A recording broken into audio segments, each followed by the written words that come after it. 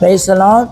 ஆண்டவரும் அருமை இரட்சகருமாகிய இயேசு கிறிஸ்துவின் இனிய நாமத்தினாலே உங்களை யாவரையும் நாங்கள் வாழ்த்தி ஆசீர்வதிக்கிறோம். கர்த்தர் தாமே உங்களை ஆசீர்வதிப்பாராக.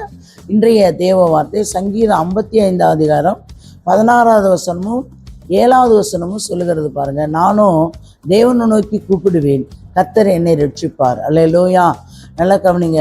நானும் தேவனை நோக்கி கூப்பிடுவேன், கர்த்தர் என்னை ரட்சிப்பார். அல்லேலூயா. இப்போ தேவனை நோக்கி நீங்கள் கூப்பிடும் பொழுது, கெஞ்சும் பொழுது உங்களை கர்த்தர் ரட்சித்து உங்களை ஆசீர்வதிக்கிற தேவனாக இருக்கிறார். அது மாத்திரமில்லை, நான் தூரத்தில் அலைந்து திரிந்து வனாந்தரத்திலே தங்கியிருப்பேன். அல்லேலூயா. என்னோட தூரத்தில் இருந்தாலும் அலைந்து திரிந்து வனாந்தரத்திலே தங்கியிருப்பேன். அந்த சூழ்நிலையிலும் கர்த்தர் உங்களை கைவிடாமல் காத்து நடத்துகிற தேவனாக இருக்கிறார். பாருங்க, நானும் தேவனை நோக்கி கூப்பிடுவேன், கர்த்தர் என்னை ரட்சிப்பார். அப்போ தேவனை நோக்கி கூப்பிடுங்க, தேவனை நோக்கி அமர்ந்திருங்க.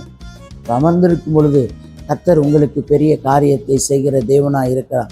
நீ எந்த சூழ்நிலையில தூரத்தில் அலைந்து திரிந்து வனாந்தரத்தில் தங்கியிருந்தால் அங்கேயும் கர்த்தர் உங்களை முன்குறித்து உங்களை தேடி வந்து ரட்சிக்கிற தேவனாக இருக்கிறார். அல்லேலூயா.